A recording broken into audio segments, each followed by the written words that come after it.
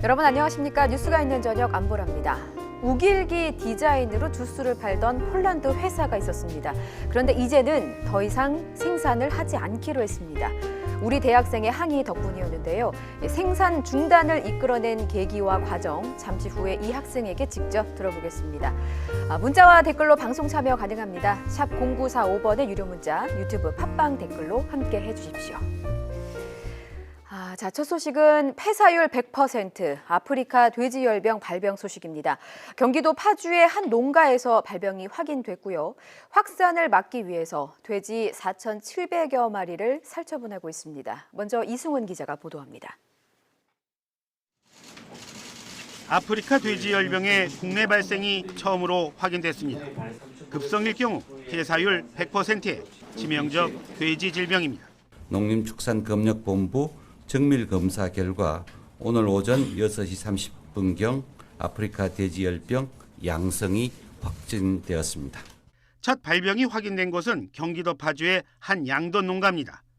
폐사한 어미돼지 5마리를 관리인이 신고했고 검사 결과 양성 반응이 나왔습니다. 정확한 발병 원인은 아직 확인되지 않았습니다. 검역본부 역학조사반이 현장에 출동해 원인을 파악하고 있습니다. 질병 확산을 막기 위한 작업도 함께 진행하고 있습니다. 해당 농가를 중심으로 살처분을 진행하고 있는데 시간이 지날수록 대상 돼지는 늘어날 가능성이 큽니다. 치사율은 높지만 아프리카 돼지열병은 사람에게 전염되진 않습니다. 아프리카 돼지열병은 인수공통 전염병이 아닙니다. 발병 소식이 전해지면서 양돈 농가의 걱정이 커지고 있습니다. 딱히 감염 경로라고 의심할 게 없는 상황이라 정부도 고민이 많지만 일단 평소처럼 안심하고 돼지고기를 소비해 줄 것을 당부하고 있습니다. YTN 이승훈입니다. 파주 지역의 농가들은 초비상입니다. 우선 발병 농가에서는 살처분 작업이 이뤄졌고 파주 곳곳에도 확산을 막기 위한 방역 작업이 계속되고 있습니다. 이어서 송재인 기자입니다. 아프리카 돼지열병이 발생한 파주 돼지 농장에서는 굴삭기까지 동원돼 살처분 작업이 진행됐습니다. 전염을 막기 위해 애써 기른 돼지들을 눈물을 머금고 땅에 묻은 겁니다. 살처분을 바라보는 인근 농장 주인은 남의 일 같지 않아 가슴이 미어집니다. 태어나죠. 병 생기고 이러자마 가슴이 두근두근하고 새 목숨 사는 걸 묻는데 다시 돼지 사서 새끼라고 그러는데 또 매년 그러니까 한 5년은 돼야 돼요. 파주에는 거점 소독 시설이 설치됐고 방역 차량들은 분주하게 오가며 농장 주변을 소독했습니다. 농장들도 자체 소독을 하는 등 파주 양돈 농가에는 말 그대로 초비상이 걸렸습니다. 할 수 있는 것만큼 최선을 하는 게 그거밖에 방법이 없다고, 뭐 백신도 없고 그래가지고 걱정하는 거가 안 일어나길 바라는 거죠. 발병 농가와 멀리 떨어져 있다고 해도 안심할 수는 없는 상황입니다. 발생 농장에서 30km 정도 떨어져 있지만 유입 가능성이 제기된 북한과의 거리가 10km도 되지 않아 농장주들은 불안에 떨 수밖에 없습니다. 파주에서 사육되는 돼지는 농가 90여 곳에 100만 마리가량으로 추산됩니다. 치사율이 높아 최악의 돼지 전염병으로 꼽히는 아프리카 돼지열병이 발병한 만큼 농민들의 시름도 그만큼 깊어지고 있습니다. YTN 송재인입니다. 네, 이 와중에 걱정을 더 보태는 소식이 전해졌습니다. 경기도 연천군에 있는 돼지 농가 2곳에서 아프리카 돼지열병 의심 신고가 접수된 건데요. 한 곳은 돼지 2,500마리, 또 다른 한 곳은 4,500마리를 키우고 있는데 이 확진 판정을 받은 파주의 돼지 농장과는 50km 정도 떨어진 곳이라고 합니다. 의심 신고가 접수되자 조사반이 현장에서 죽은 돼지 4마리로부터 시료를 채취했고 검사 결과는 내일 새벽쯤에 나올 것으로 보입니다. 자, 백신이 없기 때문에 초동 대처가 정말 중요합니다. 살처분, 소독, 이동 금지. 조금이라도 의심이 생기면 이 3가지를 최대한 빨리 해야 합니다. 앞으로 일주일이 고비라고 하는데요. 왜 그런지는 류재복 기자가 자세히 설명해 드리겠습니다. 굴착기가 쉼없이 땅을 팝니다. 아프리카 돼지열병이 발생한 농가와 주변 돼지들을 살처분하기 위해서입니다. 바이러스에 감염됐을 가능성이 조금이라도 있다면 이 방법밖에 없습니다. 돼지 흑사병으로 불릴 만큼 전파 속도가 빠른 데다 백신이나 치료제도 개발되지 않았기 때문입니다. 하루 동안 5,000마리 가까운 돼지가 살처분됐습니다. 파주를 중심으로 3곳의 거점 소독 시설이 설치됐습니다. 질병이 발생한 파주에는 통제소 3곳이 별도로 마련됐습니다. 방역 차량은 마을 곳곳을 돌며 소독약을 뿌립니다. 질병이 확인된 때부터 이틀, 그러니까 48시간 동안 전국적으로 돼지 농장과 도축장 등에서 이동이 중지됐습니다. 발생지인 경기도에서 다른 지역으로는 일주일 동안 움직일 수 없습니다. 감염원이 될 수 있는 남은 음식도 돼지 농가로 반입이 안 됩니다. 모임이나 회의 모든 것을 금지를 하고 농장에 근무하는 직원들 외출도 자제를 시키고 정부는 아프리카 돼지열병 위기경보 단계를 심각으로 올렸습니다. 잠복 기간은 나흘에서 19일 정도로 보는데 일주일쯤 발병이 가장 많아서 고비로 꼽힙니다. 그동안 확산을 막기 위한 피말리는 작업이 계속될 것으로 보입니다. YTN 유재복입니다. 형체 없는 적과 싸우는 게 제일 어렵죠. 지금이 딱 그렇습니다. 아프리카 돼지열병이 어떻게 발병한 건지, 어디서 온 건지, 원인이나 유입 경로는 아직 밝혀진 게 없습니다. 지금 할 수 있는 최선은 추가 발병을 막기 위해서 철저히 방역하는 것뿐입니다. 김학무 기자입니다.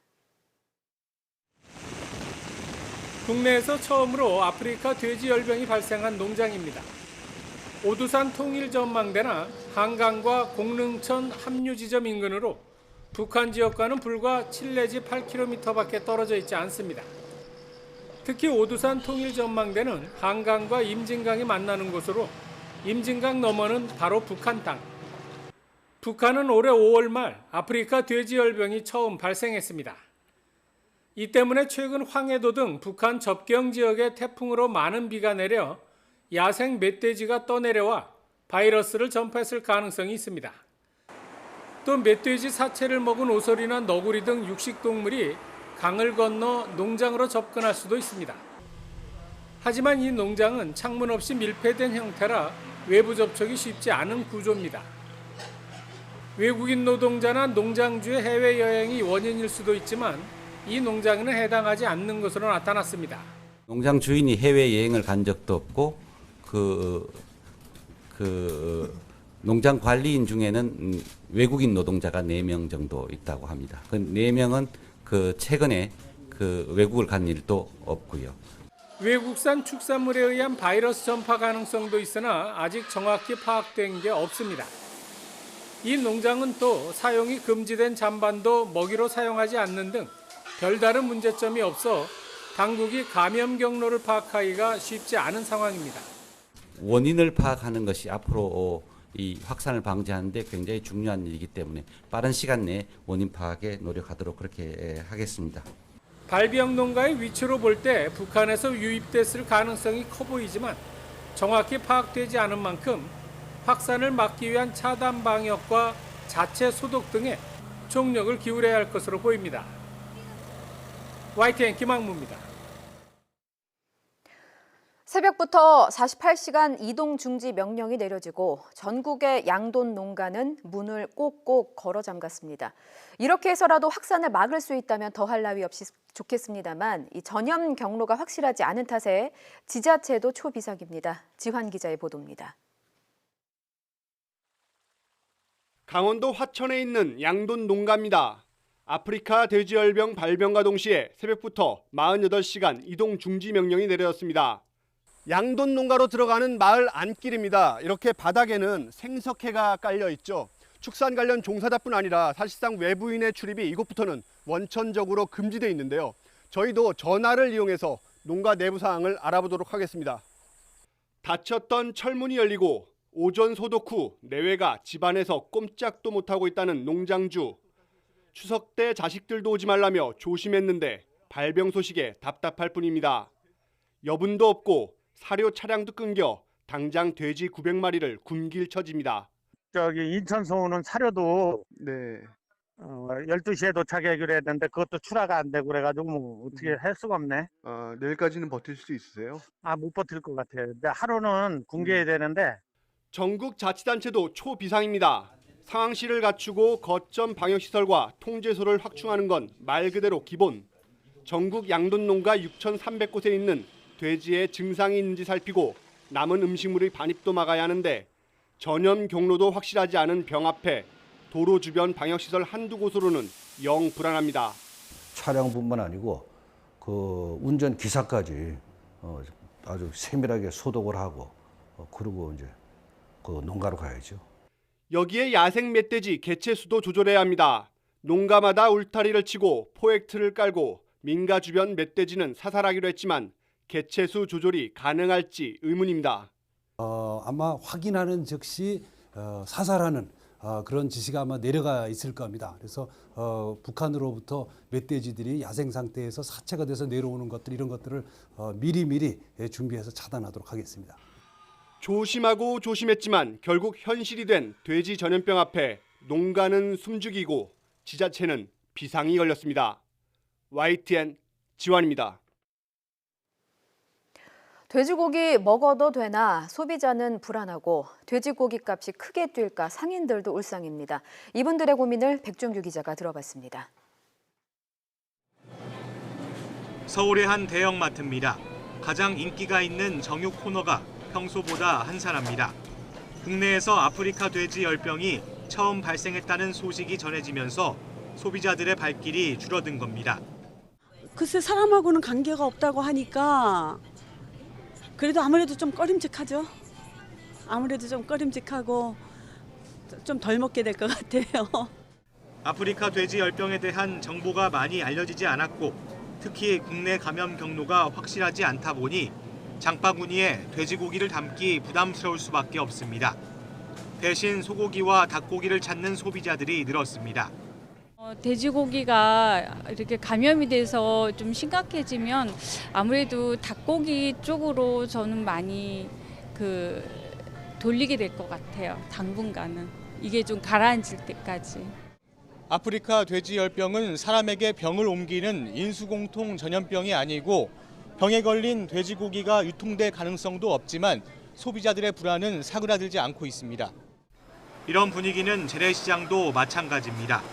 도축 과정에서 꼼꼼히 확인하기 때문에 유통된 돼지고기 모두가 안전하지만 아무래도 신경이 쓰이는 건 어쩔 수 없습니다. 상인들 역시 수요가 줄어드는 동시에 중국에서처럼 돼지고기 값이 껑충 뛸까 걱정이 앞섭니다.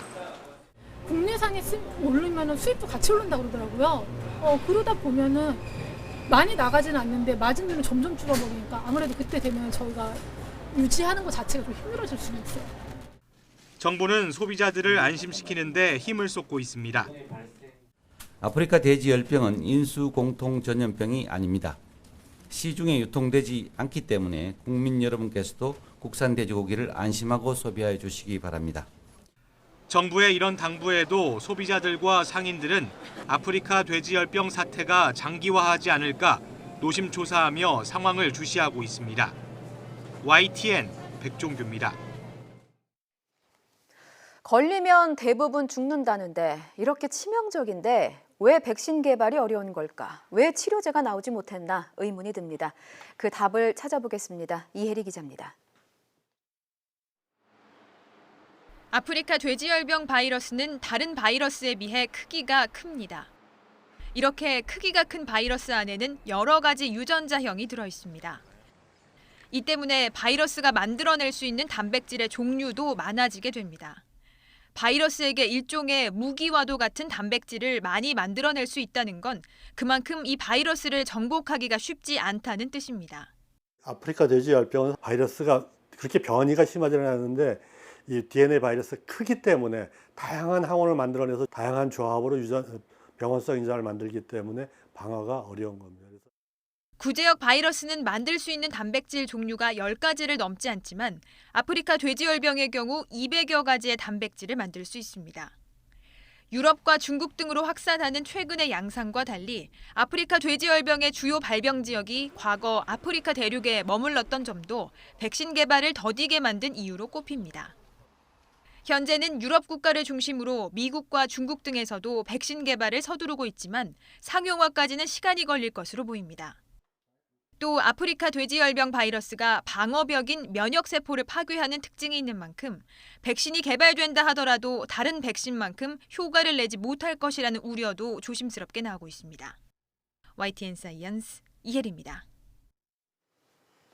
예, 아프리카 돼지열병 국제 전문가 정현규 박사님과 함께 자세히 짚어보겠습니다. 박사님 어서 오십시오. 네, 안녕하십니까. 예, 최근에 들어온 소식부터 좀 보겠습니다. 연천군에서 오후에요. 의심 신고가 접수가 됐습니다. 뭐 치료를 채취해 갔다고는 하는데 예.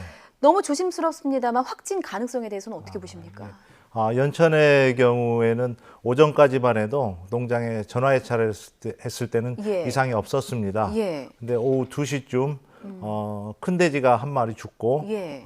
이상이 있다는 신고가 접수가 돼서 일단 부검하고 예. 샘플 채취해서 현재 샘플이 이제 막 실험실에 도착하는 단계가 되겠습니다. 그래서 예. 아마 실험실에 도착하면 5시간에서 6시간 정도 걸려야 결과가 나오기 때문에 예. 조심스럽습니다만은 부검 소견에서 아프리카 돼지열병의 가장 특징적인 소견이 비장이 커진다는 겁니다. 돼지에서 다른 질병에서는 그렇게 비장이 커지는 질병이 많지가 않은데 예. 이번에 현장 부검 소견상으로는 약간의 비장이 좀 커진 상황이 있었기 때문에 예. 저희가 좀 조심스럽게 보고 방역 조치를 하고 있습니다. 그렇군요. 좀 아니기를 바라야겠습니다만 예. 만약에 확진이라면 이게 지금 파주에서 50km 정도 떨어진 곳이라고 해요. 그렇습니다. 이렇게 되면은 이게 동시다발로 봐야 되는 것인지 아니면 전염에 의한 것인지 어떤 가능성에 더 예. 무게를 두고 계십니까? 그는 이제 아프리카 돼지열병의 경우 잠복기가 예. 3일에서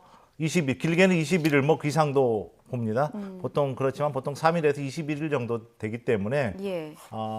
지금 같은 시기에 발생이 됐는지 감염이 됐는지 예. 혹은 어느 농장에 먼저 감염이 돼 있는지 됐는지 이런 거는 여러 가지 검사 결과를 보면서 판단을 해야 되는데 예. 어쨌든 지금 한 농장만 발생했을 때하고 이렇게 떨어진 곳에서 또 발생했을 때는 예. 방역 조치라든지 심각성이 차원이 다르게 판단을 예. 해야 됩니다. 혹시 골든타임이라는 시간이 있을까요? 네. 골든타임은 이미 증상이 나오면 예. 증상이 나오기 전부터 감염이 되면 바로 바이러스가 배설이 되면서 전파가 다른 돼지한테 시작된다고 봐야 됩니다. 그렇기 때문에 저희들이 골든타임이라고 하기는 그렇지만 보통 한 24시간에서 48시간, 길게는 48시간 정도 빨리 왜냐하면 증상이 나오기까지 3일 정도 걸리기 때문에요. 예. 보통 빠르게 그 시기를 보고 또 하나는 이 길게 보면 21일까지 지난 다음에 증상이 나올 수 있기 때문에 예. 길게 보면 그때까지가 어떻게 보면 골든타임이라고 볼 수도 있겠습니다. 지금 이제 6시 반에 확진 판정을 받고 나서 스탠드 스틸, 그러니까 48시간 동안 이동 중지 명령이 내려졌습니다. 그렇다면 혹시 이 스탠드 스틸 조치가 좀 연장될 가능성도 있는 겁니까? 예, 지금 스탠드 스틸 같은 경우는 48시간씩 예. 저희 SOP 상에는 예. 2번을 연장해서 할 수가 있게 돼 있습니다. 한 번 더. 그래서 이제 되면 연천 같은 케이스가 예. 또는 다른 지역에서 추가 발병이 있다면 상황의 심각성에 따라서 내일쯤은 그걸 또 판단해서 연장하거나 그럴 가능성이 충분히 있다고 생각이 됩니다. 그렇군요. 박사님, 이게 잠복기인 경우에도 전염이 될 수가 있는 것이죠? 예, 그렇습니다. 그게 굉장히 무서운 겁니다. 그래서 증상이 이미 발견됐다. 예. 그러면 이미 전파는 시작되었다. 이렇게 봐요. 그러기 때문에 저희가 500m 살처분하고 예. 3km, 10km 이동 제한을 두는 게 그 잠복기에도 이미 전파가 이루어지고 있기 때문에 그거를 고려해서 예. 만든 조치가 되겠습니다. 예, 지금 뭐 여러 뉴스에서 계속 저희도 뉴스특보로 다루고 있습니다만 치사율이 거의 100%라고 예. 하는데 이게 얼마나 무서운 병인지를 좀 설명해 주시죠. 지금 치사율이 중국 같은 경우 작년부터 계속 발생하는데 보면 예. 대개 80%에서 100% 정도가 되고 있습니다. 예. 물론 만성화되면 아프리카 같은 경우는 뭐 30%대를 나타내는 농장도 있습니다만 일반적으로 보면 되게 80% 이상 된다. 그래서 100% 가까이 된다. 이렇게 보시면 되겠습니다. 이게 걸리면은 얼마 만에 죽는 겁니까? 걸리면 돼지마다 틀린데 보통 예. 고열 증상이 나오면서 하루 만에 죽는 돼지들도 있습니다. 그리고 길게는 뭐 열흘 2주 이상 이렇게 증상이 늦게 나타나는 돼지도 있고 그래서 증상이 나타난다고 해서 바로 죽는 게 아니고 예. 급성형, 만성형 여러 가지 형태에 따라서 나타나게 됩니다. 다만 시간이 좀 차이가 있을 뿐이 결국은 예. 죽게 된다는 그런 건 다 똑같습니다. 증상이 어떤 게 있습니까? 증상은 이름 그대로입니다. 아프리카 돼지 열병이기 때문에 첫 예. 증상은 대부분 고열입니다. 40도가 돼지 같은 경우 보통 38도에서 38.5도 정도가 예. 정상 체온인데 예. 40도, 높게는 한 42도까지 나오면서 죽고, 또 하나는 출혈성 질병이라고 보통 예. 얘기를 하는데 혈관이 온몸의 혈관이 파열돼서 죽는 거다 이렇게 생각을 하시면 됩니다. 그래서 먼저 몸 안에 있는 내장에 있는 혈관이 파열되면서 뇌출혈이 일어나고 그다음에 예. 피부에 혈관이 파열되면서 이렇게 죽게 됩니다. 그래서 고열만 나타나는 단계에서 죽는 돼지들도 있고 혈관이 완전히 파열돼야 죽는 돼지들도 있고. 그게 외관상으로도 보이는 겁니까? 혈관 파열되는 것이? 혈관 파열된 건 일반적으로는 내부 장기가 출혈이 일어나면 예. 파열이 되면 되게 출혈이 일어나다 보니까 분변에 혈액이 섞여서 나온다든지 이렇게 되고 피부는 오히려 하얗게 변합니다. 왜냐하면 예. 혈액이 빠져나가기 때문에 그렇습니다. 그런데 그런 시기가 조금 지나게 되면 또 출혈성으로 더 그때까지 살아남게 되면 피부 출혈이 일어나면서 예. 피부에서 이제 출혈 반점 같은 거를 볼 수 있는 그런 또 케이스들도 있습니다. 지금 뭐 연천군에서 의심 신고가 접수가 됐기 때문에 저희가 추가 발생 가능성을 좀 염려하지 않을 예, 수가 없는데 그렇습니다. 박사님께서는 어느 정도로 보고 계시는지요? 지금 지역이 파주, 연천입니다. 예. 혹시 강원도 쪽은 어떨까요? 강원도 쪽 이제 일단 제일 중요한 예. 거는 제가 말씀드린 건 잠복기가 21일까지 있기 때문에 예. 아직은 지금 첫 신고인데 예. 그 이후에도 앞으로 우리가 한 3주 정도 더 지켜보아서 신고가 있을 수도 있겠다는 상황하고 지금까지 역학조사 결과를 보면은 예. 그 농장이 굉장히 방역을 잘하고 있었습니다. 그다음에 쉽게 하면 밀폐된 그 축사 예. 형태 있고 여러 가지 예. 상황이 있었기 때문에 혹시 거기가 처음 발생한 국내에서 처음 들어온 발생한 농장이 아닐 수도 있겠다. 그런 가능성도 열어둔다고 보면 예. 추가 발생 가능성이 있고 실제로는 국내에 들어온 그 역학 관계를 찾을 때 또 다른 곳에서 찾아야 될 가능성도 같이 생각을 하고 열어두고 생각을 해야 됩니다. 예, 지금 감염 경로가 밝혀지지 않아서 더 무서운 상황인데 제가 강원도로 좀 말씀드린 게 이게 북한에서 감염됐을 가능성에 대해서 좀 전문가들이 많이 말씀을 하시더라고요. 박사님께서는 어떻게 보시는지요? 저도 그것도 하나의 가능성이라고 예. 생각합니다. 예. 근데 너무 확정적으로 얘기하면 상당히 문제가 있고 그렇죠. 다른 가능성도 찾을 수가 없기 때문에요. 많은 가능성 중에 특히 이번에 홍수 이후에 예. 혹시 범람하면서 문제가 일어나지 않았을까, 사체가 떠나오거나 혹시 뭐 다른 문제가 있지 아니면 북한에서 죽은 돼지가 간접 전파로 넘어올 수도 있겠다. 간접 전파라 하시면 어떤 부분입니까? 예를 들면 뭐 야생동물이 북한에서 죽은 사체를 접촉을 하고 예. 넘어오는 방법들도 그렇게 매개체가 돼서 매개체 그런 경우도 있고 예. 어쨌든 현재로서는 다른 국내에서 다른 루트로 들어온 것도 생각을 해봐야 되기 때문에 조금 더 며칠 두면서 추가 발생 여부를 같이 판단을 해봐야 될 것 같습니다. 예, 아직은 좀 조심스럽게 여러 가지 가능성을 예. 열어놓고 지켜봐야 되는 상황입니다. 파주에서 그 확진 농가의 돼지가 어제 예. 인천 도축장에서 도축이 됐습니다. 예. 혹시 그 도축하러 가는 길 혹은 도축장에서의 그 전파 가능성에 대해서는 어떻게 보시는지요? 지금 도축장에 간 거는 예. 비육돈 큰 돼지 조금 출하할 돼지고요. 그다음에 이번에 발생한 죽은 돼지들은 이제 어미 돼지 이제 그러기 때문에 저희가 가능성은 충분히 있다고 생각이 됩니다. 그래서 방역 당국에서 지금 예. 그 도축장에 정지를 내리고 검사하고 소독 조치를 하고 있습니다. 그래서 그것도 만약에 거기 도축장이 감염됐을 경우가 예. 전국 확산에 굉장히 위험한 요소가 됩니다. 왜냐하면 거긴 출하차들이 굉장히 많이 드나들고 되기 예, 때문에 예. 그래서 그것도 저희 아마 조만간 검사 결과가 나와서 그에 따라서 조치가 될 거라고 지금 생각이 됩니다. 어쨌든 도축장이 감염된 케이스가 중국이나 여러 나라에서 있었는데 예. 제일 확산될 위험이 크고 위험한 케이스가 도축장이 먼저 감염돼 있을 경우가 되겠습니다. 그렇군요. 확산을 막기 위한 방역 조치가 구체적으로 어떤 식으로 이루어지는 겁니까? 제일 중요한 거는 일단 발생 농장 주변에 이미 옆으로 전파됐을 여러 가지 예. 야생동물이라든지 기타 등등으로 옮겨갔을 걸 생각해서 3km, 10km의 이동 제한을 하고 집중적인 소독을 하는 예. 그게 되겠습니다. 그 다음에는 그곳에 드나들었던 사료차라든지 예. 출하차, 여러 사람들에 대해서 약 3주 정도를 저희들이 봅니다. 그래서 발생이 신고가 되면 3주 동안 그 농장하고 출입을 했던 차량이라든지 사람에 대해서 추적을 해서 거기에 대해서 조처를 하고 이동 제한을 하고 소독을 하는 이게 이제 제일 중요한 첫 단계가 되겠습니다. 예.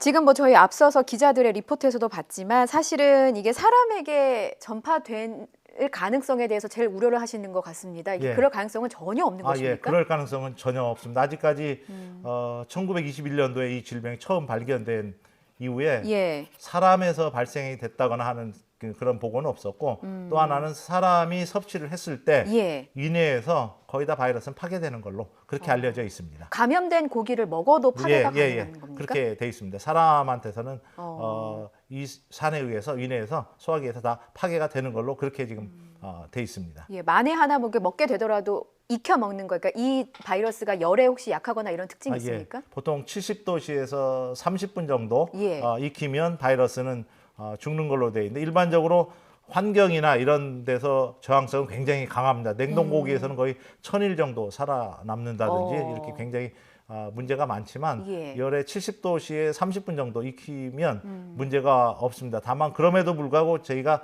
메모라고 그런 이유는 취급 과정에서 오염, 전파 그런 가능성을 차단하기 위해서 그런 조치를 취하는 것입니다. 예, 뭐 안심하고 충분히 익혀서 먹으면 되겠군요. 예, 그리고 또한 예. 감염된 농장이나 의심되는 농장 일단 출하가 되지 않고 미리 그 않으니까. 단계에서 예, 예. 이미 다 처리가 되기 때문에 당연히 안심하고 드셔도 됩니다. 예. 지금 백신 개발이 어렵다라는 소식도 저희가 계속 전하고 예. 있는데 지금 뭐 개발을 하고 있다고는 합니다만 예. 언제쯤 나올 것으로 예상을 지금 하십니까? 백신 개발이 중국하고 그다음에 스페인의 세계 동물보건기구 연구소 예. 거기하고 미국에서 연구를 하고 있는데 스페인 같은 경우는 마지막 안전성 테스트 반복 투여에도 이상이 없는지 예. 거기는 먹는 백신입니다. 그거 마지막 실험을 지금 미국하고 일본하고 같이 연구팀을 만들어서 하고 있습니다. 이제 그 관계가 중국은 지난 11일 발표된 케이스를 보면 중국 정부는 금년도에 상용화를 하겠다. 지금 이렇게 발표를 했는데 예. 현재 중국의 농장 현장 실험 들어가 있습니다. 예. 다만 부작용이 관절염이라든지 부종, 열이 난다든지 또 하나 이걸 써도 폐사는 좀 돼지가 죽는 건 조금 예방이 되지만 어느 정도 전파를 막지 못하는 그런 문제가 있기 때문에 예. 백신은 개발이 될 거라고 생각하지만 아직 완전하지는 않을 거다 이렇게 생각을 하고 있습니다만 그래서 완전한 백신은 2, 3년 이상 지나야 되지 않을까 이렇게 생각을 하고 있습니다. 그렇군요. 어쨌든 지금 우리가 할 수 있는 최선은 방역에 그냥 열과성을 다하는 방법밖에 예. 없겠습니다.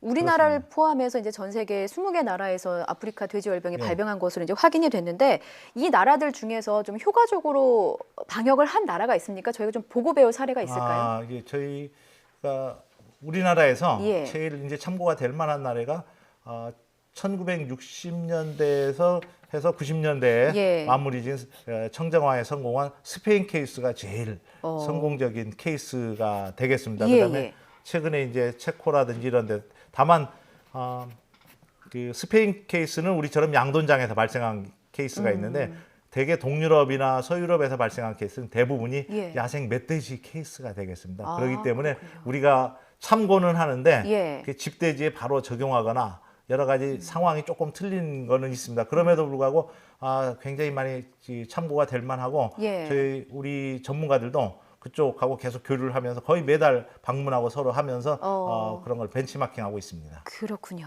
지금 뭐 이제 어쨌든 이동 중지 명령이 내려졌으니까 이제 바깥으로 나오지도 못하시고 양돈 농가의 걱정이 이만저만이 아닐 것 같습니다. 그냥 그분들이 이렇게 뉴스만 보면서 정보를 접하실 수밖에 없을 것 같은데 피해 예방 그리고 확산 방지를 위해서 가장 주의해야 될 부분은 무엇입니까? 현재는 조금 답답하시더라도 예. 가능하면 농장 안에 머물러 주시고 농림부에서 정한 효과 있는 소독제가 있습니다. 예. 그래서 꼭 그 소독제를 사용하셔서 소독할 때 굉장히 중요하게 15분 이내에 마르지 않을 정도로 충분히 소독약을 뿌려야 효과가 나온다는 겁니다. 그래 대충 뿌리면 되지 않고 그래서 예. 그런 부분에 해주시고 농가들 모임이나 이런 거 자제를 해주시고 그다음에 헛소문이라든지 여러 가지 뭐 굉장히 이런저런 얘기 많이 있는데 예. 정확한 정보만을 전달받고 그대로 하는 게 굉장히 중요하게 되겠습니다. 혹시 이 소식 듣고 불안하실 수 있는 국민들께도 혹시 뭐 하실 말씀 있으시면 하십시오. 예. 일반 국민들께 드시면서 돼지고기는 안심하고 드셔도 됩니다. 제일 말씀드린 이상 있는 돼지는 농장 단계에서 지금 다 차단하고 이번처럼 빨리빨리 조치를 하고 있기 때문에 안심하셔도 된다는 걸 제일 많이 말씀을 드리고 싶습니다. 예, 여기까지 듣겠습니다. 지금까지 아프리카 돼지열병 국제 전문가이신 정현규 박사님과 함께 이야기 나눠봤습니다. 말씀 잘 들었습니다. 네, 고맙습니다.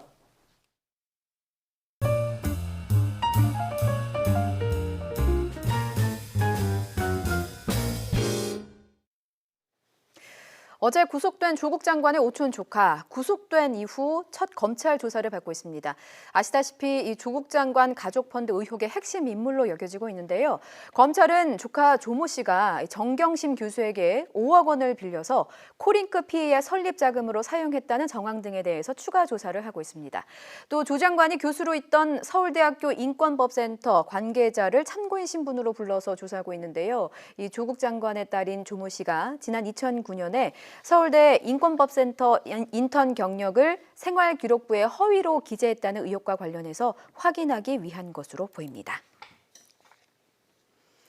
이제 검찰의 칼끝은 조국 장관의 부인 정경심 교수로 향하고 있는데요. 검찰은 정 교수를 표창장 위조 혐의로 기소했죠. 공소장에 이렇게 적었습니다. 딸의 진학을 도울 목적으로 범행했다. 박석영 기자의 보도입니다.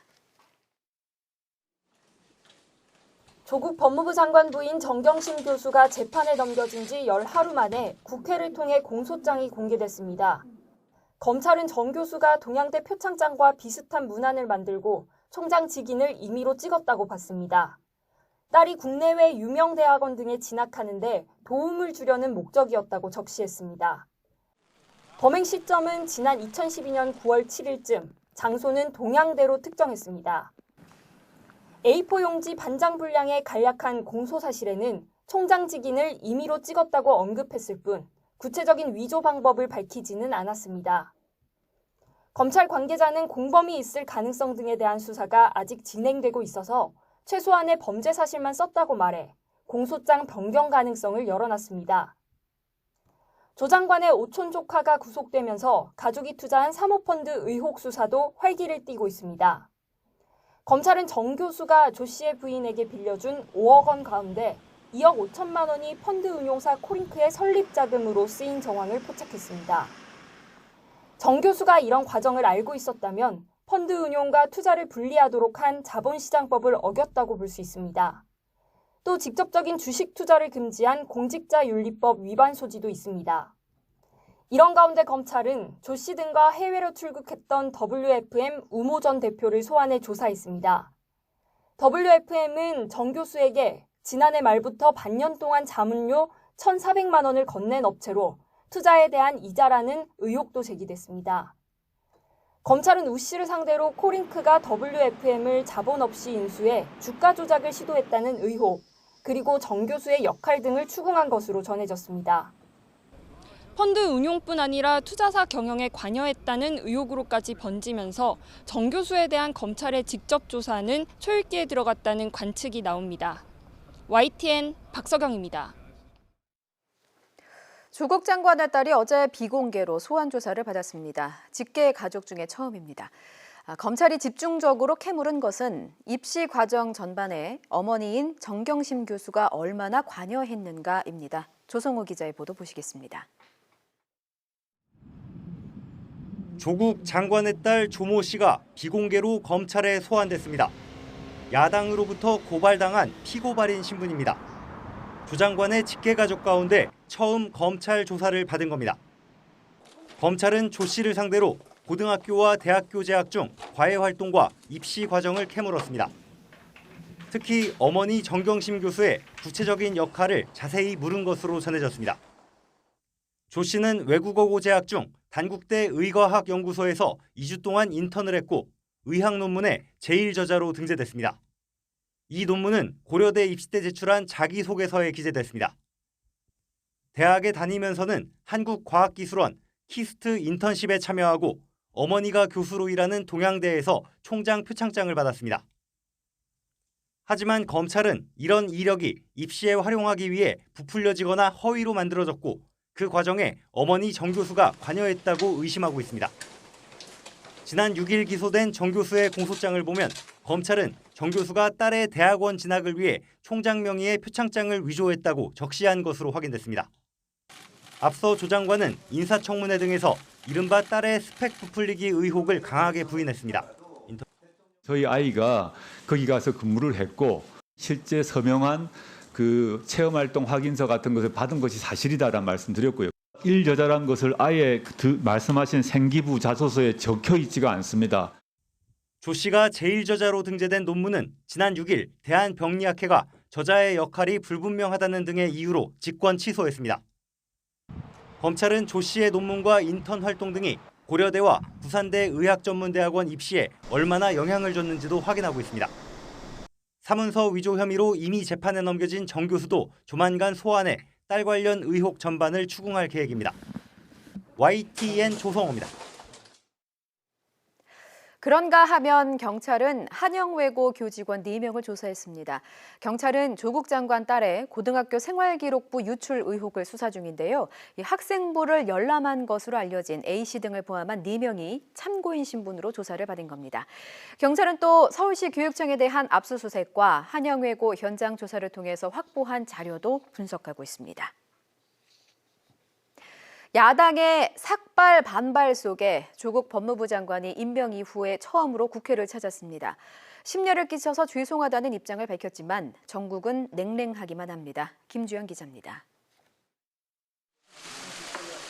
야권의 극심한 반대를 뚫고 장관직에 오른 조국 법무부 장관이 임명 후 처음으로 국회를 찾았습니다. 조 장관은 먼저 국민께 많은 심려를 끼쳐 죄송하다고 몸을 낮췄습니다.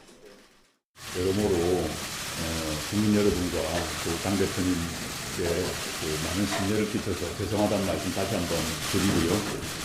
보다 겸허한 자세로 업무에 임하도록 하겠습니다. 더불어민주당 지도부는 격려의 말과 함께 사법개혁의 필요성을 거듭 강조했습니다. 기왕에 이제 이번에 검찰개혁을 맡으셨으니까 또 제도적으로 체계적으로 잘 이끌어 주시리라고 좀 생각을 하고 있습니다. 반면 조 장관과의 만남을 거부한 자유한국당은 이학재 의원의 단식 속에 황교안 대표에 이어 김문수 전 경기도지사와 강유상 의원도 삭발에 나서며 사퇴를 강하게 촉구했습니다. 정말 참담합니다. 국정 맡고 있는 국무위원 한 사람 한 사람이 다 소중합니다. 거기에 범죄자 장관이 앉아 있어서 되겠습니까? 바른미래당도 정권이 조국 지키기에 모든 것을 건다면 극한의 대결로 갈 수밖에 없다고 경고했습니다. 바로 지금 조국 피의자 장관을 해임하기 바랍니다. 그것이 검찰 개혁을 위해서도 100번, 1000번 옳은 선택일 것입니다. 정의당과 다음 달 창당 예정인 대한정치연대는 조 장관의 예방을 받았지만 가족이 수사를 받는 상황에서 검찰 개혁이 제대로 될 수 있겠느냐며 우려를 감추지 않았습니다. 이처럼 여야가 조국을 사이에 두고 갈리면서 9월 정기국회는 개점 휴업을 이어갔습니다. 이미 이번 주로 예정됐던 교섭단체 원내대표 연설은 연기돼 이달 안에 진행할 수 있을지조차 불투명합니다. 여야가 조국 정국의 해법을 찾지 못한 채 극한 대립을 이어가면서 여의도의 한냉전선이 가시지 않고 있습니다. YTN 김주영입니다. 더불어민주당과 법무부가 내일 피의 사실 공표 금지를 골자로 한 사법 검찰개혁 당정 협의를 추진합니다. 이 자리에 조국 장관이 참석하는데요. 야당은 사실상 검찰 수사를 방해하려는 포석이라고 반발하고 있습니다. 최민기 기자의 보도입니다. 조국 법무부 장관 취임 이후 처음으로 여당인 더불어민주당과 법무부가 사법개혁 관련 당정 협의를 진행합니다. 주요 내용은 검찰의 피의사실 공표 금지. 앞서 민주당은 조국 장관 일가에 대한 검찰 수사 상황이 그대로 언론에 유출되고 있다며 검찰이 개혁에 저항하는 것이라고 강하게 비판해왔습니다. 촛불 시민들의 명령이었던 검찰개혁, 사법개혁과 관련해서 조국 법무부 장관한테 거는 기대가 남다르고 조 장관도 앞서 인사청문회에서 검찰의 피의사실 공표 관행의 강경 방침을 밝힌 만큼 당정협의에서 이에 대한 필요성을 강조할 것으로 보입니다. 많은 어려움이 있었고 또 앞으로도 또 그런 어려움이 있을 거라고 생각합니다만은 최선의 노력을 다해서 민주당은 당정협의에 이어 조홍천 의원 주최로 민감룡 경찰청장이 참석하는 토론회까지 열며 분위기 몰이에 나서고 있지만 야당은 검찰 수사를 방해하려는 의도라며 크게 반발했습니다. 자유한국당은 조 장관 가족을 둘러싼 검찰 수사가 진행되는 시기에 언론 보도를 막고 감찰을 빌미로 수사 개입까지 하겠다는 것 아니겠냐고 지적했습니다. 국민이 검찰 수사 내용 모르게 법까지 바꾸려고 하더니 이제는 아예 대놓고 인사 불이익을 언급합니다. 바른미래당도 현재 시점에선 장관과 가족에 대한 검찰 수사를 방해하기 위한 의혹을 사기에 충분하다고 가세했습니다. 지금 이 시점에서 법무부가 수사 공보 준칙을 추진하는 것은 조국 피의자 장관과 그 가족에 대한 검찰 수사를 방해하기 위해서라는. 이와 관련해 당정협의에서는 조 장관에 대한 수사를 막기 위한 것이란 지적을 고려해 공보 준칙의 시행 시기를 조절하는 방안을 검토하기로 했습니다. YTN 최민기입니다.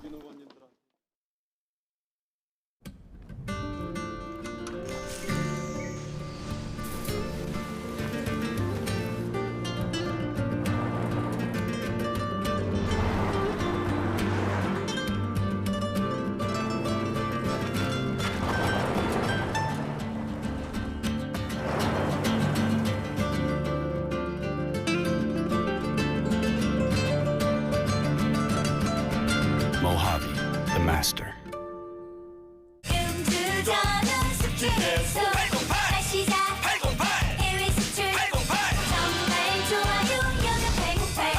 신제품 여명천사. 여명천사? 정말 좋아요. 신용을 지키지 않는 사람들로 빛을 잃어가는 우리의 사회.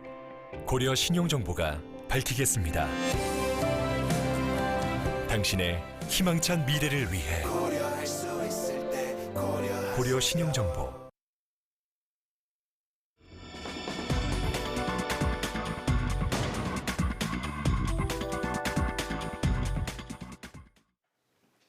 브리핑에 있는 저녁입니다. 중요한 사건 사고를 이현아 기자와 함께 알아보겠습니다. 어서 오십시오. 안녕하십니까?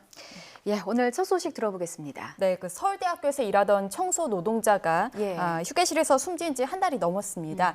하지만 사망 사고를 둘러싼 상황은 현재 진행 중입니다. 오늘 관련해서요, 서울대 학생과 교수 등 구성원들이 기자회견을 열며 상황 해결을 촉구하는 목소리를 높였습니다. 예. 이들의 요구는요, 이번 사망 사고 관련 대학 책임 인정과 그리고 총장 명의 사과, 그리고 노동 환경 개선 등이 담겨 있습니다. 예. 해당 요구에 동참한 인원은 서울대학교 재학생 7천여 명, 그리고 시민 등 총 14,000여 명으로 집계가 됩니다. 예, 학교 구성원들이 이렇게까지 목소리를 높이는 이유에 대해서 좀 짚어봐야 할 것 같습니다. 예, 일단 수사기관을 통해서 밝혀진 숨진 청소 노동자 A씨의 사인은요, 예. 바로 심장질환 악화였습니다. 하지만 이 기자회견을 진행한 서울대 구성원들은 다르게 보고 있는데요.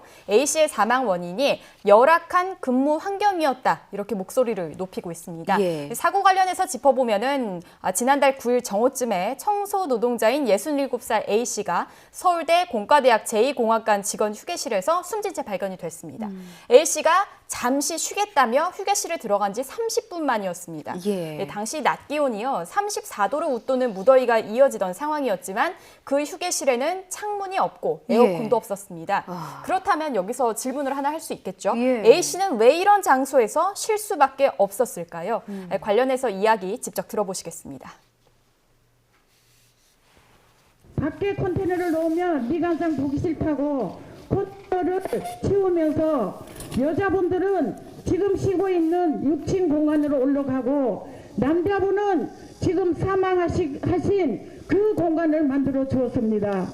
10년이 넘도록 제가 열심히 개선을 요구했지만 학교에는 단 한 번도 우리의 말을 귀로 듣지 않았습니다. 네, 그리고 또 이어서 학생들은 예. 학교가 고인의 사망이 지병 때문이라는 입장을 계속 밝히고 있는데 예. 이게 사실상 책임 회피다라면서 비판의 목소리를 높이고 있습니다. 계속해서 이야기 직접 들어보시겠습니다. 이번 사건은 우리 사회 그리고 서울대학교의 노동자들이 처한 현실을 그대로 보여주는 비극이었습니다. 대학본부를 비롯한 학교 당국에 고인을 열악한 환경에 방치한 책임을 인정하고 사과할 것을 요구합니다. 올 여름에 얼마나 더웠습니까? 네. 에어컨도 없고 창문도 없고. 이런 사망사고 사전에 막을 수는 없었던 일입니까? 취재 결과 사전에 막을 수 있을 가능성이 높았던 것으로 확인이 됐습니다. 예. 고용노동부가 작년 8월에요. 사업장 휴게시설 설치 운영 가이드라인을 발표했습니다. 예. 이 내용을 좀 살펴보면요. 당시 그러니까 작년이었죠. 그러니까 9월부터 청소 경비 용역 사업장과 백화점 등 취업 사업장에 대한 휴게시설 설치 운영 등에 대한 실태 점검을 진행하겠다 이렇게 밝혔고요. 예. 실제 2달간 그러니까 9월과 10월 이 사이에 현장 점검이 진행이 됐습니다. 작년이죠. 예, 그렇습니다. 그런데 이 당시에 현장 점검에서 서울대학교는 제외가 된 것으로 확인이 됐습니다. 이유가 뭘까요? 예, 그래서 고용노동부 측에 이 점검 제외 이유를 좀 물었는데 부처 차원에서 점검 대상을 정하는 건 아니다. 현장 점검을 담당하는 이 지청에서 직접 결정을 한다라는 정도의 답변만 돌아왔습니다. 그렇군요. 그럼 지금 이제 청소 노동자 휴게시설과 관련한 법적인 근거는 혹시 있을까요? 예, 현재는 뭐 근로기준법 54조 그리고 산업안전보건법 5조 등에서 이 사업주가 근로자들의 신체적 피로와 또 정신적 스트레스를 해소할 수 있는 휴게시설을 갖추도록 규정을 하고 있습니다. 예. 하지만 여기에도 허점은 있습니다. 관련법 적용 대상이요. 도급 계약 형태 근로자만 가능하기 때문에 사실상 이제 대부분 청소 노동자들의 고용 형태가 용역입니다. 예. 그런데 이 용역은 제외가 되는 겁니다. 물론 뭐 내년 1월부터는 법이 일부 좀 개정이 되면서 위탁이나 도급 용역 등 모든 형태 근로자들에게 이 법이 적용이 되지만요. 예. 현재는 공백기인 셈입니다. 아하. 그리고 또 이 법이 있다 하더라도 구체성이 없고 또 위반 시에는 직접적으로 제재할 수 있는 그런 부분이 없습니다. 예. 이런 한계에 대해서 고용노동부 역시 좀 인정을 하고 있는데요. 급한 대로 정부가 지난해 8월 가이드라인을 발표했습니다. 내용을 좀 설명을 드리면은 뭐 예. 1인당 최소 휴게시설 면적 그리고 뭐 적정 온도 등이 담긴 가이드라인 좀 구체적으로 발표는 했지만요. 역시 가이드라인이기 때문에 강제력이 없는 한계를 지니고 있습니다. 그렇군요. 이와 관련해서 지금 해법 논의는 어디까지 진행된 상태입니까? 일단 이 담당 정부 부처라고 하는 곳이 고용노동부인데요. 예. 고용노동부도 이에 대해서 고심이 참 깊습니다. 일단 현장의 문제점에 대해서는 충분히 인식을 하고 있었지만요. 예. 산업안전보건법을 또 개정하는 방안에 대해서도 고려 중이었습니다. 근데 하지만 문제는 업종별로 또 뭐 연령별로 그리고 뭐 계약 형태에 따라서 뭐 근무 환경이나 사실 또 휴게시설 상황이 너무나 차이가 크다 보니까 법으로 규정하기가 어렵다라는 거였는데요. 현실적인 문제군요. 그렇습니다. 예. 이에 대해서 또 고용노동부 관계자는 휴게시설 의무화 내용을 담은 법 개정을 위해서 2017년부터 연구 용역을 시작을 했습니다라고 밝혔는데요. 예. 하지만 좀 진도를 나가는 게 쉽지 않다라고 말을 했고요. 예. 특히 또 국내 산업의 특성을 보면은 80%에 해당하는 게 이제 10인 미만 사업장으로 굉장히 소규모 예. 업장이라고 볼 수 있는데 이걸 모두 의무 대상으로 일괄 적용할 경우에는 이제 사업주의 반발이 엄청날 것으로 예상한다. 좀 현실적인 부분에 대한 고민을 하고 있는 것으로 보입니다. 예. 그리고 또 뭐 의원 법안 발의도 있었는데요. 예. 지난 11일에는 노동자의 휴게시설 의무화하는 법안이 민병두 국회의원 대표 발의가 또 되기도 했는데요. 어쨌든 결론적으로 좀 실효성 있는 법안 마련이 시급한 상황입니다. 그렇군요. 다음 소식도 들어보겠습니다. 어떤 소식입니까? 예, 부산에서 음주 난폭 운전을 한 20대 운전자가 경찰과의 격투 끝에 검거가 됐습니다. 당시 상황을 좀 자세히 설명해 주시죠. 네, 사건 발생은 어젯밤 10시 40분쯤 발생했는데요. 예. 운전자는 22살 A씨입니다. 술에 취한 채 부산 남구와 해운대구 일대를 차선을 넘나드는 난폭 운전을 했습니다. A씨 난폭 음주운전은 25분간 진행이 됐고요. 예. A씨는 당시 이제 술에 취한 상태였는데 혈중 알코올 농도가 0.075%, 그러니까 면허 정지 수준 상태였습니다. 지금 이현아 기자 옆으로 지금 블랙박스 화면이 나가고 있는 듯한데요. 네. 경찰이 A씨를 어떻게 검거하게 된 겁니까? A씨와 경찰은 25분간 추격전을 벌였습니다. 예. 쉽지 않은 검거 과정이었는데요. 길목에서 A씨를 검거하기 위해서 대기 중이던 경찰 차량이 막히면서 끝이 났습니다. 그런데 이 과정에서도 또 이제 경찰이 테이저건 제압 작전으로 검거가 됐고 또 순찰차 2대도 일부 파손이 되기도 했습니다. 예. 또 검거 직전에 A 씨가 이 차 안에서 흉기를 휘두르며 경찰관도 위협하고요. 그리고 자해를 시도하기도 했습니다. 예. 아니 근데 왜 이런 범행을 저질렀다고 합니까? 현재까지 경찰 조사에서 밝혀진 범행 동기로는요. 예. 가족과 다툰 후에 홧김에 이런 범행을 저질렀다. 이렇게 진술을 했습니다. 예. A 씨의 음주운전 최초 신고자도 가족입니다. 아, 그렇군요. 예. 현장 검거 당시 A 씨는요, 뭐 흉기, 3단봉, 가스총을 소지하고 있었는데 예. 이에 대해서 왜 갖고 있었냐? 경찰 조사 과정에서 물어보니 나중에 스스로 목숨을 끊으려 했다는 취지로 진술을 한 것으로도 확인이 되고 있습니다. 경찰은 일단 현재 A 씨에 대해서 특수공무집행 방해와 음주운전 등 혐의를 적용해서 구속영장을 신청할 예정입니다. 그렇군요. 여기까지 듣겠습니다. 이현아 기자였습니다. 감사합니다.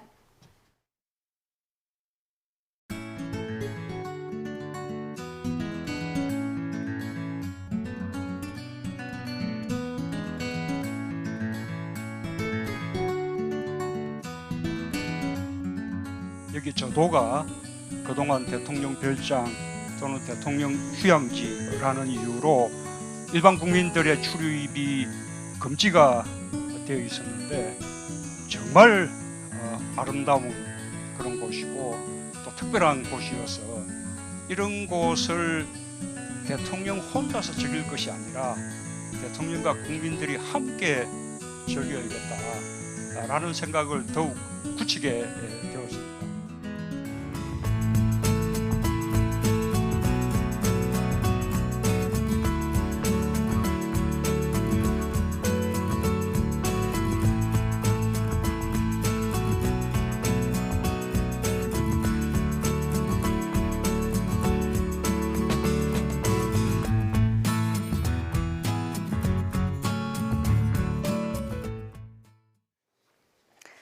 다음 소식입니다. 북한 목함 지뢰 폭발로 2 다리를 잃은 군인이 있습니다. 전투 중에 부상을 입은 전상이냐, 전투가 아닌 일반 직무 수행 중에 다친 공상이냐.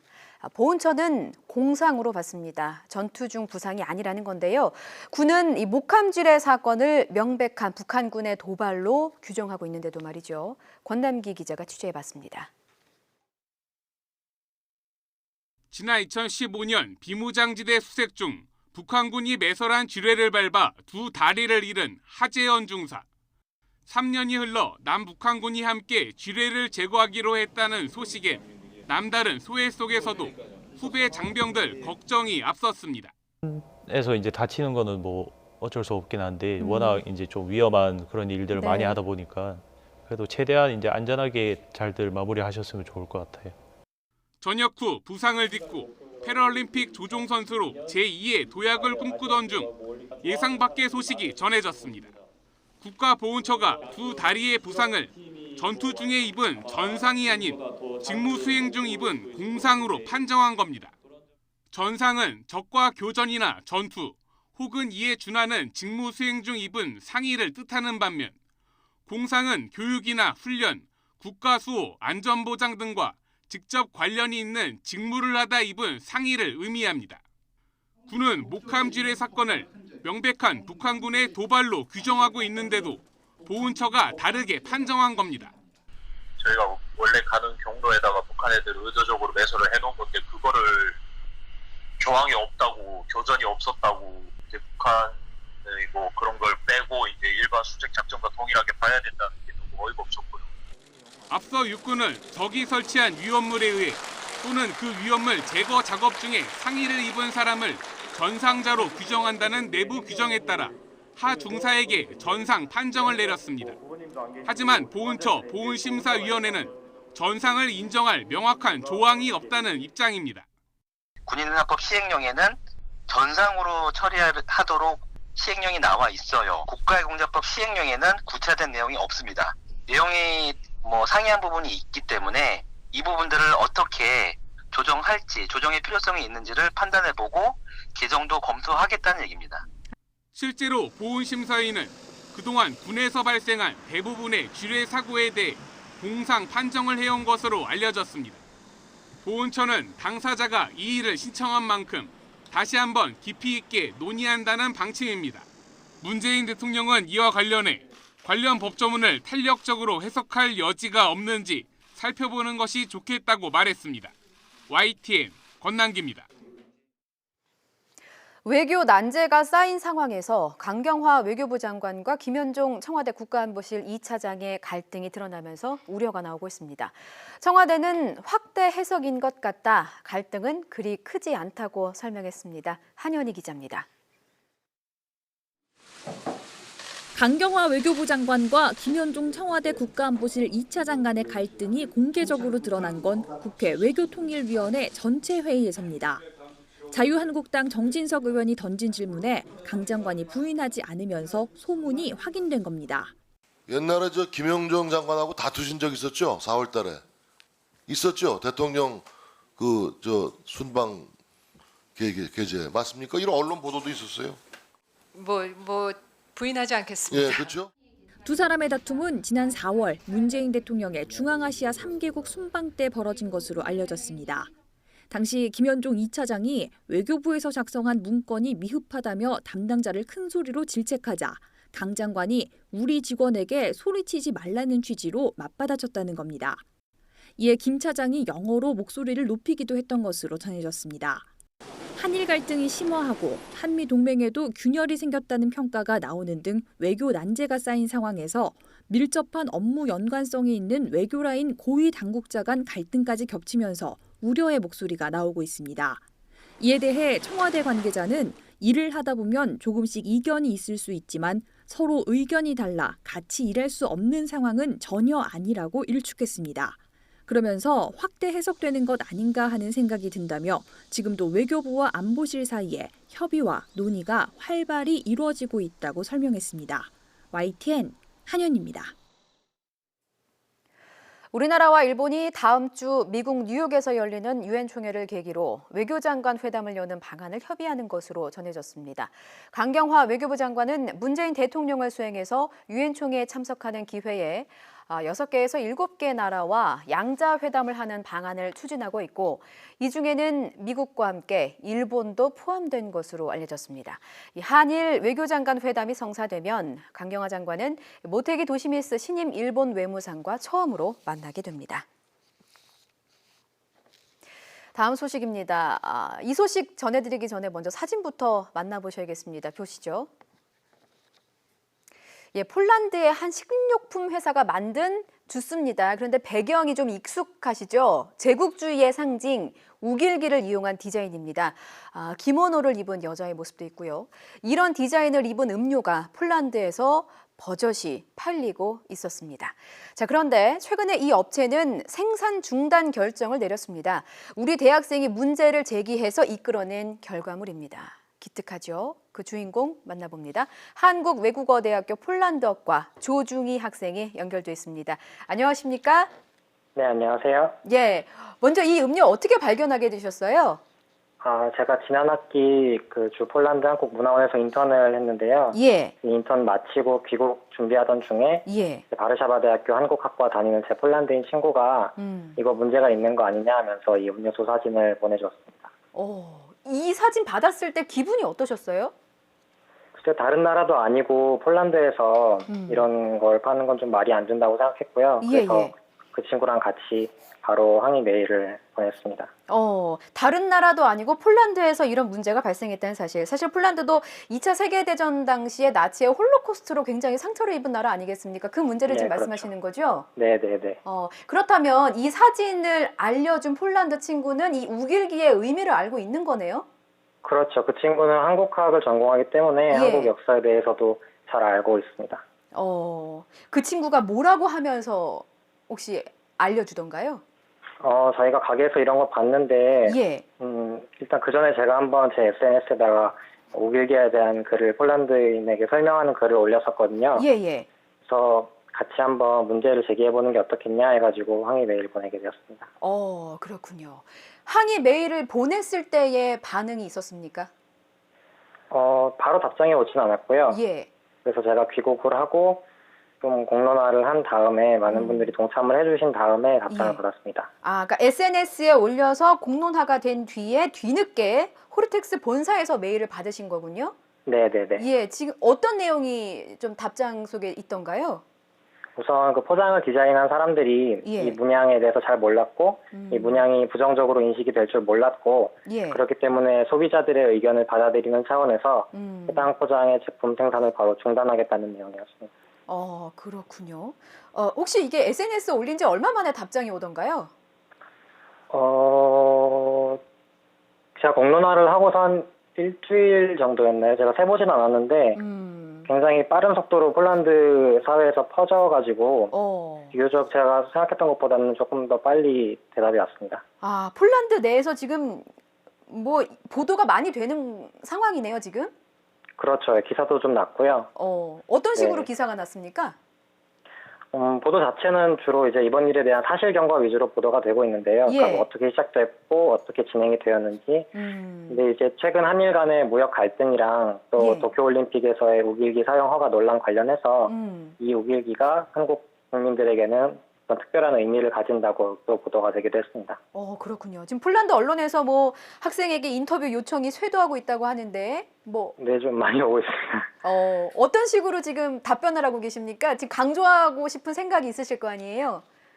글쎄 일단은 예. 저희가 처음 시작했을 때는 예. 어떤 정치적인 의도를 가지고 한 게 아닌 거를 먼저 밝혀야 했고요. 어떤 반일 감정으로 인한 게 아니라 전쟁 피해자들이 당한 고통을 생각해 봤을 때 특히나 폴란드에서 이런 거를 판매하는 거는 정의롭지 않다라는 내용으로 말을 했습니다. 그렇군요. 그 유럽 사람들의 우길기에 대한 인식은 대체로 어느 정도입니까? 대부분 그냥 하나의 멋진 그냥 동양적인 문양으로 알고 있는 것 같아요. 그 이유를 물어보니까 예. 폴란드뿐만이 아니라 대부분의 유럽 지역에서 아시아 역사를 그렇게 비중 있게 가르치지는 않는데요. 특히 2차 대전 같은 근현대 사는요. 그래도 폴란드 사람들은 이 우길기를 나치 하켄크로이츠랑 비교해서 같이 알려주면 바로 수긍하고 또 이해하는 모습을 보였습니다. 예. 어쨌든 이거를 문제를 제기를 해서 어쨌든 변화를 이끌어냈습니다. 그 폴란드 친구도 그렇고 친구는 뭐 어떤 소감을 밝히던가요? 본인도 되게 뿌듯해하고요. 예. 한국을 사랑하고 한국 역사에 관심 있는 사람으로서 어떤 뭔가 자기가 역할을 했다는 데에 대해서 되게 자부심을 느끼는 것 같습니다. 정말 대단하고 참 기특합니다.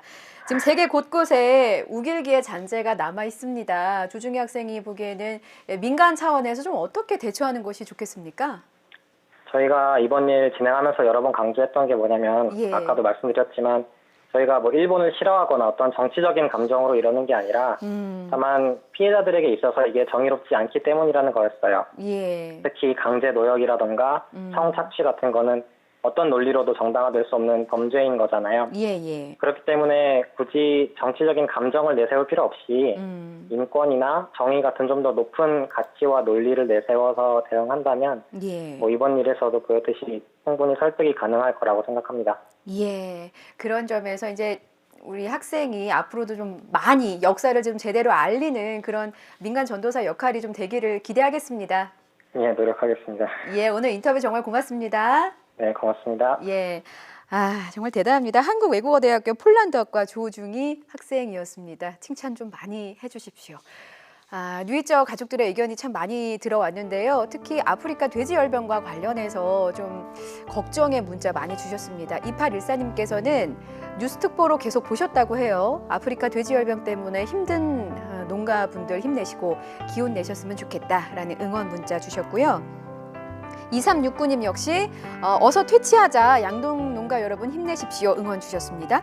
5633님 농부들이 자식들처럼 먹여 키운 돼지에게 열병이라니 정말 무서운 병입니다. 도대체 뭘 먹어야 합니까? 저 먹거리 걱정이 좀 제일 심각한 문제인 것 같습니다.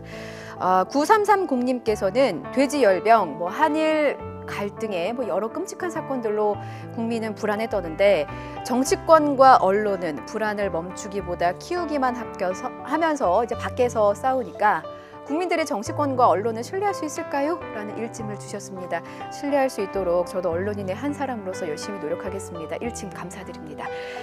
조국 법무부 장관 논란과 관련해서 유튜브에서 도도댕댕이님 지금 2차 사법개혁 적폐청산 촛불 집회가 서울중앙지검 앞에서 열리고 있습니다. 라고 촛불 집회 소식 전해주셨고요. 유튜브에서 난 푸른 하늘님 조국 장관과 관련한 논쟁은 검찰에 맡기고 이제 여야 정치인 그리고 정부는 민생 안정을 위한 노력을 좀 해주십사 이런 당부의 의견 주셨습니다. 의견 주신 모든 분들 감사드립니다. 아프리카 돼지열병이 확산하지 않기를 좀 간절히 바라면서 뉴이죠 마치겠습니다. 10cm의 나의 어깨에 기대어요. 음악이 있는 저녁으로 마무리합니다. 저는 내일 다시 뵙죠. 여러분 고맙습니다.